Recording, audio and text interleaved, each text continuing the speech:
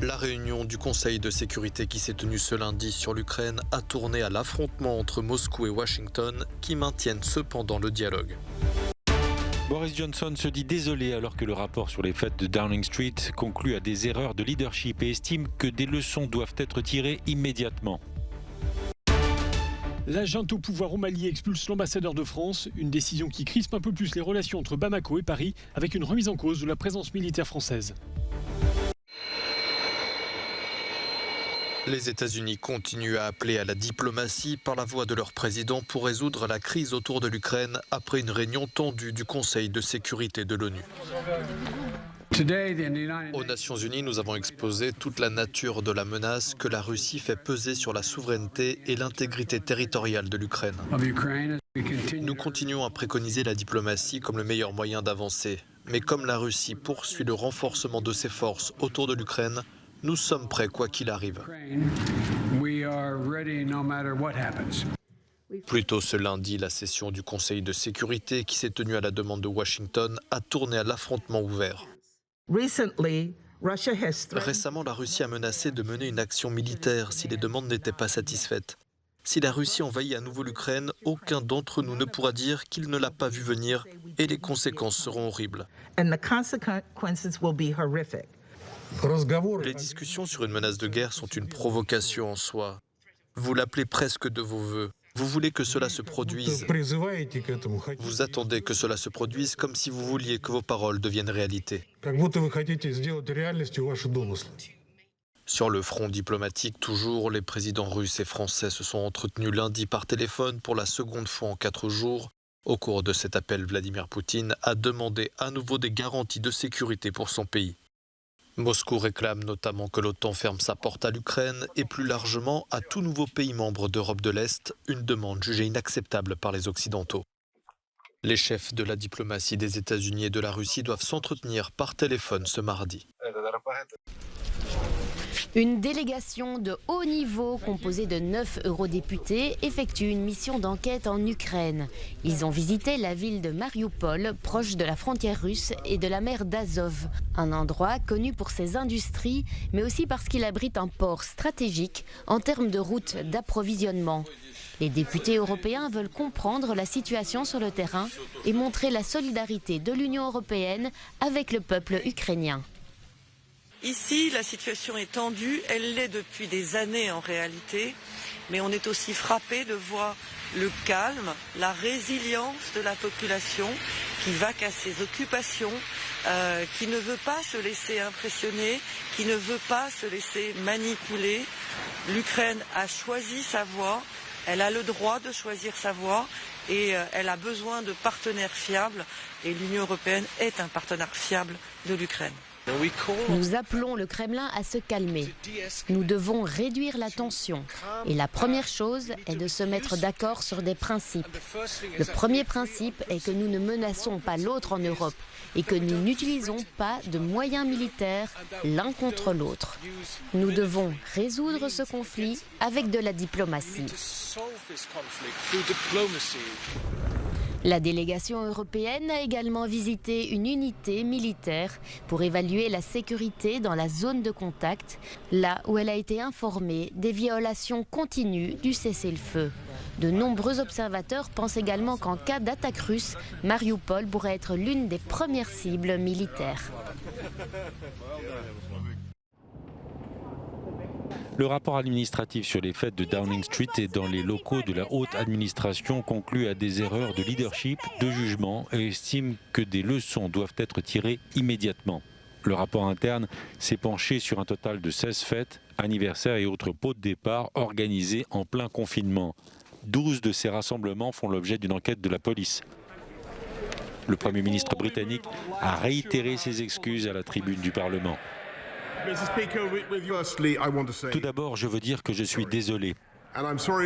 Je suis désolé pour les choses que nous n'avons tout simplement pas faites correctement. Et aussi désolé pour la manière dont le sujet a été traité. J'ai compris et je vais réparer.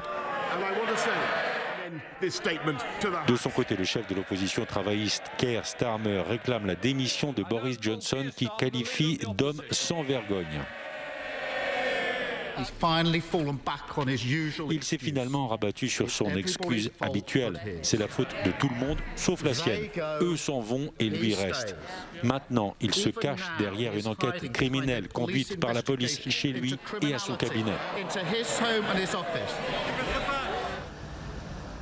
L'enquête administrative sur les faits de Downing Street a été réalisée par la fonctionnaire Sue Gray et s'est penchée notamment sur un anniversaire surprise organisé en l'honneur de Boris Johnson et 2 rencontres réalisées la veille des funérailles du prince Philippe.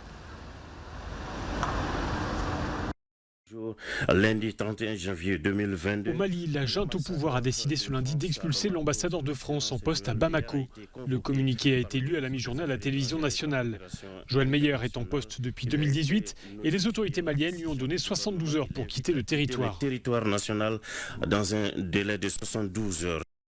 La junte explique que cette expulsion répond aux récents propos du ministre français des Affaires étrangères, Jean-Yves Le Drian, qui la semaine dernière commentait la pression de Bamako sur le Danemark pour qu'il retire ses troupes. Cette junte est illégitime et qu'elle prend des mesures irresponsables.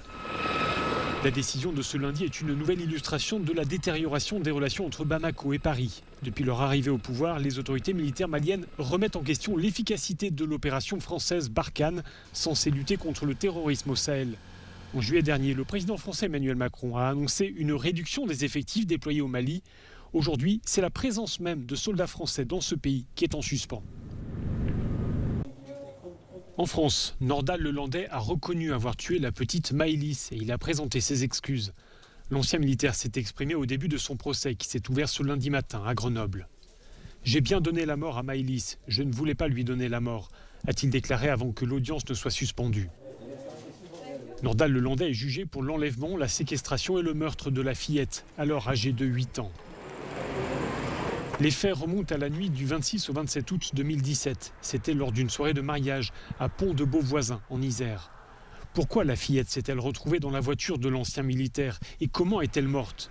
2 questions au cœur de ce procès qui doit durer 3 semaines. Après avoir longtemps nié les faits, Nordal Lelandais avait fini par conduire les enquêteurs jusqu'à la dépouille de la victime dans le massif de la Chartreuse. Il encourt aujourd'hui la prison à perpétuité. Il a déjà été condamné en mai dernier à 20 ans de réclusion pour le meurtre d'un jeune soldat. C'est dans ce décor reproduisant fidèlement les centrales nucléaires que ces jeunes stagiaires s'entraînent aux bonnes pratiques. Ici, ils apprennent à suivre un protocole strict qui s'applique au sein des vrais établissements. Enfilage d'une combinaison complète et port d'un dosimètre pour mesurer l'exposition aux radiations. Malgré cet environnement difficile, tous sont déjà convaincus des vertus du nucléaire. Il y aura toujours besoin de cette source d'énergie. Donc oui, sur le long terme, je m'y vois. Pourquoi pas un CDI? Oui, je me dis que j'ai peut-être fait le bon choix et qu'il y aura du travail jusqu'à ma retraite, pour moi. Du travail jusqu'à la retraite, car à quelques mois de l'élection présidentielle d'Emmanuel Macron, à Anne Hidalgo, de nombreux candidats s'engagent à construire de nouveaux réacteurs nucléaires s'ils arrivent au pouvoir. Leur durée de vie. Pour ces jeunes, l'industrie deviendrait, selon le candidat élu, plus attractive que jamais.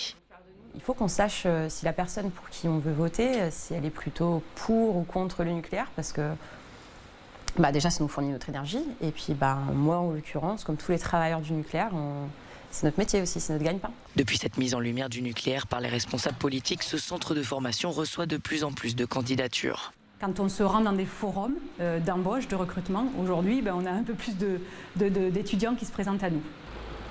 En France, la filière compte plus de 3000 entreprises et près de 220 000 salariés et pourrait bientôt avoir d'énormes besoins de recrutement si de nouveaux chantiers sont lancés. Christian Eriksen, le nom de ce footballeur danois ne vous dit peut-être pas grand-chose. Et pourtant, on se souvient de lui. En plein match de l'Euro contre la Finlande, c'était le 12 juin. Il s'écroule, victime d'un arrêt cardiaque. Le staff médical parvient à le sauver in extremis. 7 mois plus tard, le joueur va mieux. Tellement mieux qu'à 29 ans, il vient de signer un nouveau contrat dans un club, en l'occurrence Brentford, un club anglais qui joue en Première Ligue. Il y retrouvera plusieurs compatriotes danois, dont l'entraîneur. Pour le moment, Christian Eriksen n'est pas encore en mesure de jouer les 90 minutes d'un match, mais il compte bien revenir au top en profitant de chaque seconde de sa vie de miraculé.